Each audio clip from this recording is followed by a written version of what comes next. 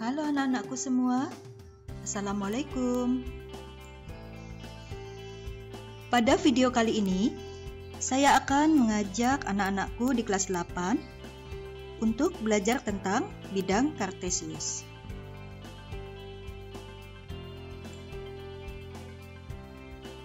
Lebih khususnya, kita akan membahas tentang sistem koordinat dan posisi titik terhadap sumbu X dan sumbu Y. Masih bersama saya, Nur Ekawati. Dan inilah tujuan pembelajaran kita kali ini.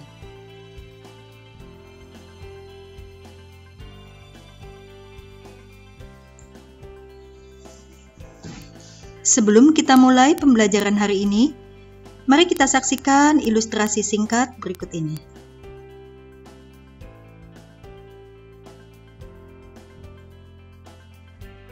Anak-anak, pernahkah kalian wisata ke kebun binatang? Di sana banyak wahana dan pilihan tempat yang bisa kalian kunjungi. Untuk memudahkan kalian menuju ke lokasi yang kalian inginkan, kalian dapat melihat petunjuk denah lokasi kebun binatang tersebut. Itulah salah satu contoh penerapan dari materi yang akan kita bahas kali ini. Salah satunya, kalian dapat menentukan posisi suatu tempat dari tempat yang lain.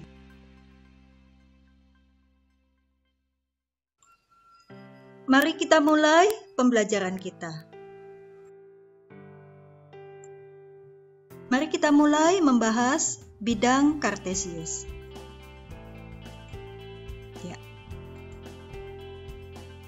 Sistem koordinat Kartesius. Mungkin ini bukan hal yang asing ya buat kalian. Kalian sudah pernah dapat materi ini waktu kalian duduk di bangku sekolah dasar. Masih ingat kan anak apa yang disebut sistem koordinat Kartesius? Ya, betul sekali. Jadi, koordinat Kartesius itu digunakan untuk menentukan objek titik-titik pada suatu bidang dengan menggunakan dua bilangan yang biasa kita kenal dengan istilah koordinat X dan koordinat Y. Dan untuk mendefinisikan koordinat tersebut diperlukan dua garis yang saling tegak lurus satu sama lain, yang biasanya kalian kenal dengan istilah sumbu X dan sumbu Y. Masih ingat kan anak-anak? Sumbu X adalah yang bentuknya mendatar ya, dan sumbu Y adalah yang bentuknya tegak. Kedua sumbu akan berpotongan tegak lurus di satu titik yang biasa kita sebut dengan istilah titik asal atau titik nol. Kemudian, pada setiap sumbu terletak titik-titik yang jaraknya sama. Ya. Ini dengan ketentuan seperti ini ya. Titik-titik yang berada di atas sumbu X, di atas titik 0, maka bernilai positif. Sedangkan titik-titik yang berada di bawah titik 0, nilainya adalah negatif. Demikian juga titik-titik yang berada di sebelah kanan titik 0, nilainya juga positif. Dan yang di sebelah kiri, nilainya adalah negatif. Kedua sumbu pada bidang koordinat Kartesius ini akan membagi bidang Kartesius menjadi 4 bagian yang sama. Masih ingat disebut apa? Betul sekali ya, disebut kuadran. Di mana letak kuadran 1? Ya, disinilah letak kuadran 1 ya, pada bidang yang pertama ini. Kemudian di mana letak kuadran 2? Betul ya, di sebelah sini kuadran 2. Lalu di sini adalah kuadran 3. Dan sebelah sini adalah kuadran 4. Ya. Jadi terbagi menjadi 4 bidang yang disebut dengan istilah kuadran. Lalu selanjutnya, misalkan diketahui ada beberapa titik di sini. Nah, maka pembelajaran kita kali ini adalah kita ingin mencari tahu berapakah koordinat untuk masing-masing titik. Oke anak-anak, Siap untuk melanjutkan? Nah, anak-anak, selanjutnya adalah bagaimana menentukan koordinat suatu titik. Ya. Maka langkah-langkahnya adalah kalian harus tahu dulu posisi titik tersebut terhadap sumbu X dan juga terhadap sumbu Y. Ya, coba mari kita lengkapi bersama tabel berikut ini. Ya, kita hitung dari masing-masing titik berapakah jarak terhadap sumbu X dan juga jaraknya terhadap sumbu Y. Kita mulai dulu dari titik yang pertama, yaitu titik A. Ya, coba perhatikan anak-anak. Sini lihat titik A. Dan di sini ada sumbu X. Berapakah jarak titik A ke sumbu X? Ini ada berapa kotak anak-anak? Ya, betul, ada 2 ya. Ada 2 kotak. Maka biasa kita sebut dengan istilah 2 satuan, ya. Lalu posisi titik A itu di atas atau di bawah sumbu X? Oh, di atas sumbu X, ya. Maka bisa kita tulis jarak titik A ke sumbu X adalah 2 satuan di atas sumbu X. Oke, selanjutnya bagaimana dengan jarak titik A ke sumbu Y? Ini ya. Ini coba perhatikan. Di sini ada berapa satuan ini? 1, 2, 3. 3 satuan, ya. Dan posisi titik A, apakah di sebelah kanan atau di sebelah kiri sumbu Y? Betul ya, dia posisinya di sebelah kanan.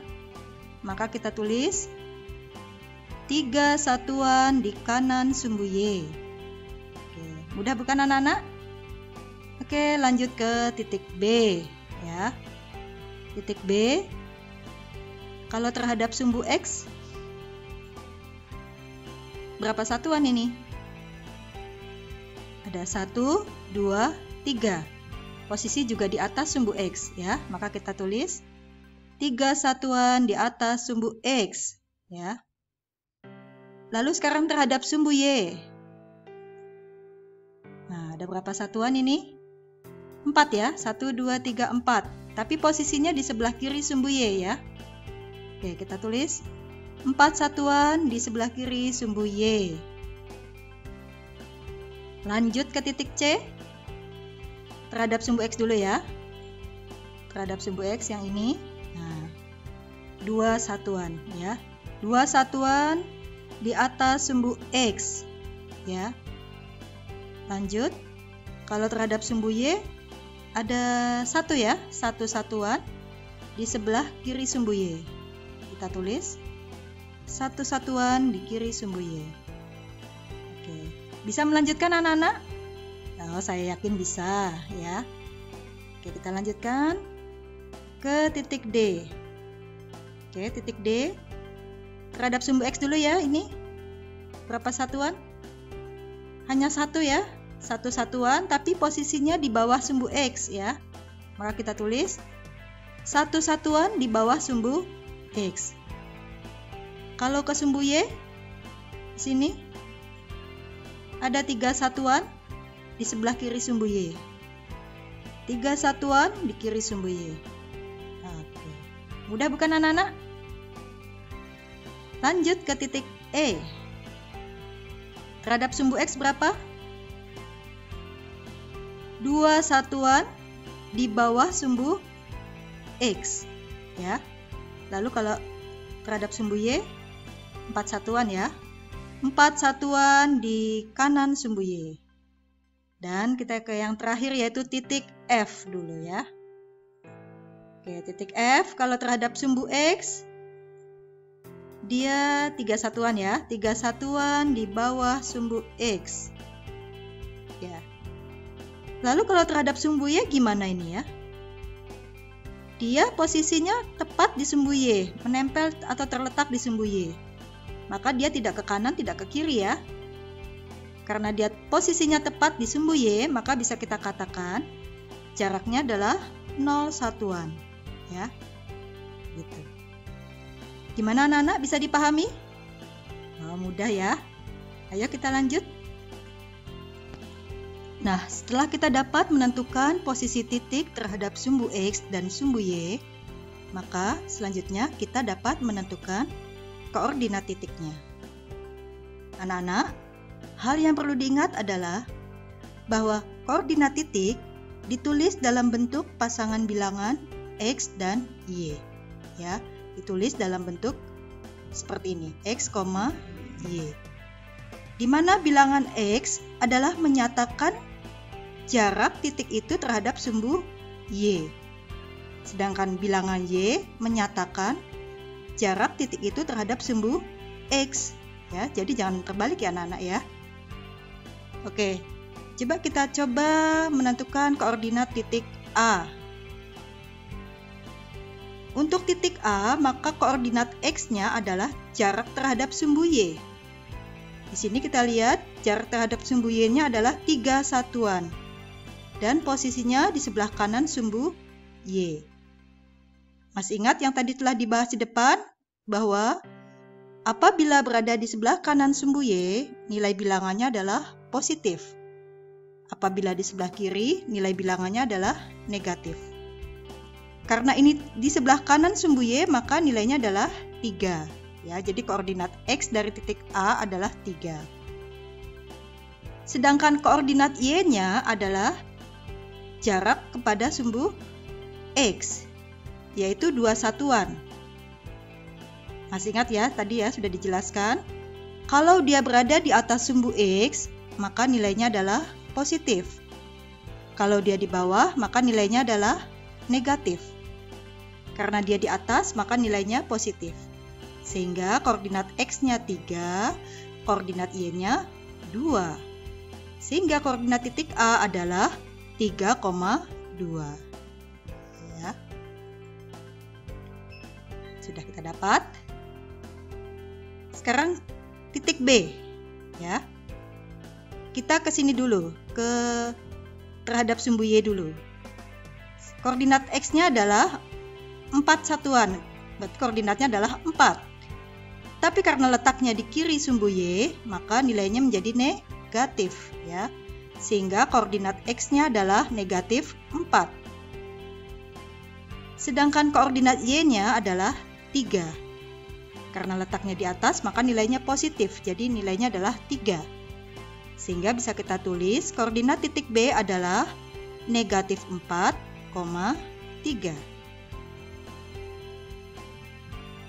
Bisa dipahami anak-anak? Oke, kita lanjut ke titik C ya. Koordinat X-nya adalah 1, karena dia di kiri maka nilainya adalah negatif, maka negatif 1. Koordinat Y-nya adalah 2, karena dia di atas maka nilainya positif, berarti 2. Ya. Maka koordinat dari C adalah berapa anak-anak? Ya, betul sekali ya, negatif 1,2. Lanjut ke titik D. Koordinat X-nya adalah 3. Namun karena posisinya di kiri, maka nilainya adalah negatif, ya, sehingga negatif 3. Sedangkan koordinat Y-nya adalah 1. Karena dia di bawah, maka nilainya adalah negatif. Maka koordinat titik D adalah negatif 3, negatif 1. Ya. Bisakah kalian mencari koordinat titik E? Ya, kita lihat saja di sini. Koordinat X-nya adalah 4, karena dia di kanan maka positif. Koordinat Y-nya adalah 2, karena dia di bawah maka negatif. Jadi 4, negatif 2. Dan yang terakhir adalah titik F. Koordinat X-nya adalah 0, ya, 0.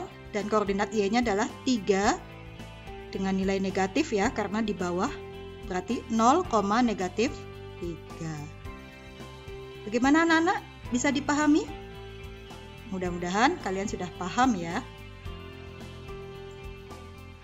Nah anak-anak, untuk lebih memantapkan pemahaman kalian tentang apa yang telah kita bahas tadi, maka mari kita coba menentukan koordinat titik-titik yang tadi, namun tanpa menggunakan bantuan tabel, melainkan hanya dengan mengamati gambar. Bisa anak-anak? Mari kita coba. Titik A. Koordinat X-nya adalah 3 dan koordinat Y-nya adalah 2. Maka koordinat titik A adalah 3,2. Titik B. Koordinat X-nya adalah negatif 4, koordinat Y-nya adalah 3. Maka koordinat titik B adalah negatif 4,3. Mudah bukan anak-anak? Lalu sekarang koordinat titik C ya. Titik C, koordinat X-nya adalah negatif 1, koordinat Y-nya adalah 2. Negatif 1,2. Sekarang kita coba titik D. Titik D, koordinat X-nya adalah negatif 3 dan koordinat Y-nya adalah negatif 1. Maka koordinat titik D adalah negatif 3, negatif 1. Lalu sekarang titik E ya anak-anak. Titik E, koordinat X-nya adalah 4 dan koordinat Y-nya adalah negatif 2. 4, negatif 2. Dan yang terakhir adalah titik F. Koordinat X-nya adalah 0 ya. Dan koordinat Y-nya adalah negatif 3. 0, negatif 3. Bagaimana anak-anak? Kalian sudah paham tentang ini? Kalau sudah, kita bisa lanjutkan pembahasan yang lain lagi. Setelah kalian mengetahui bagaimana cara menentukan posisi suatu titik terhadap sumbu X dan sumbu Y, maka untuk lebih meningkatkan pemahaman kalian tentang bahasan ini, marilah kita coba menyelesaikan beberapa soal berikut ini. Bagaimana anak-anak? Sudah siap? Oke, kita mulai dari soal yang pertama. Ya. Soalnya adalah sebutkan titik-titik yang mempunyai jarak yang sama terhadap sumbu X. Ya. Maka langkah-langkahnya adalah sebagai berikut ya anak-anak. Pertama, kita tentukan dulu jarak masing-masing titik terhadap sumbu X. Ya. Lalu nanti setelah kita ketahui jaraknya, kita dapat tentukan titik-titik mana saja yang jaraknya sama. Ya, kita mulai dulu dari yang paling dekat terhadap sumbu X ya. Yaitu titik E. Ini pasti jaraknya adalah 0 ya, 0 satuan. Karena titik E terletak pada sumbu X. Lalu selanjutnya di sini ada titik F yang jaraknya 1 satuan. Oke. Yang lebih jauh lagi yaitu ada titik C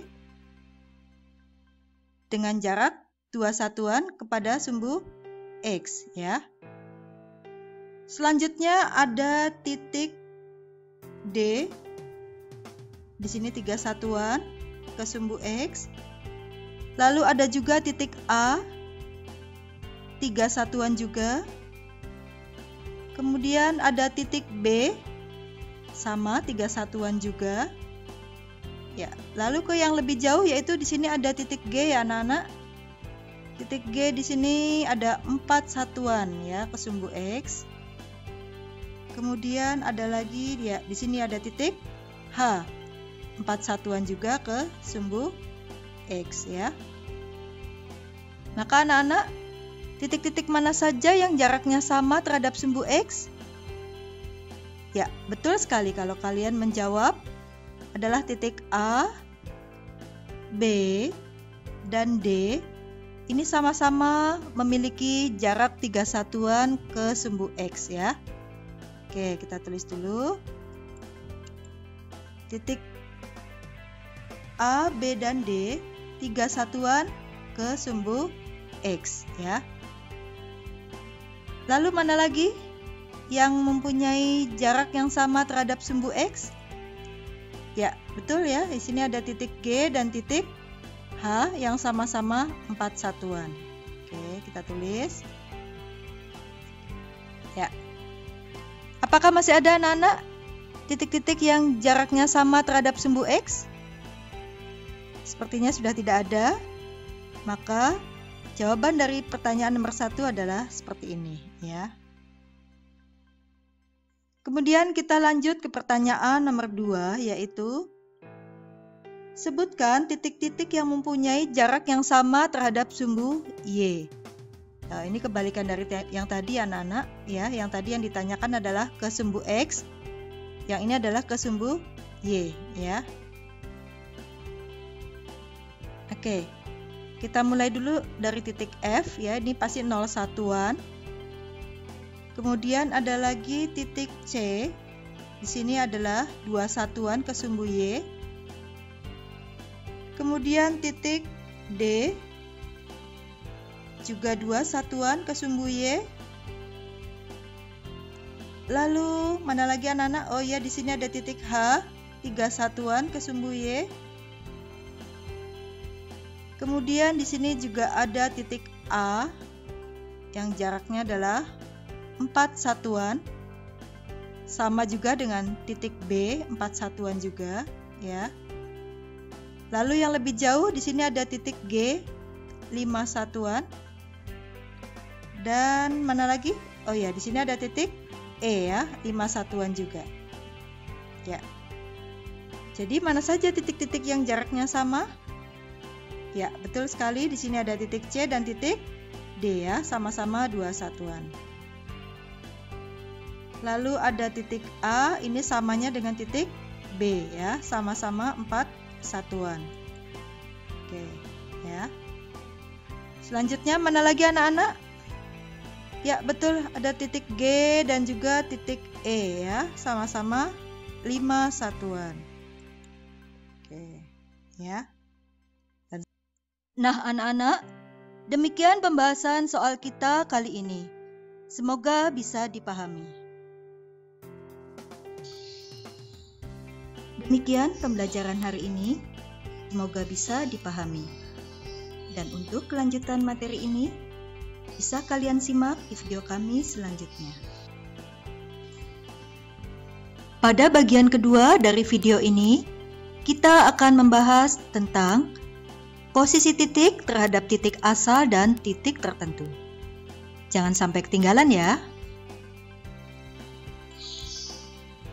Sampai jumpa lagi di pembelajaran selanjutnya. Terima kasih.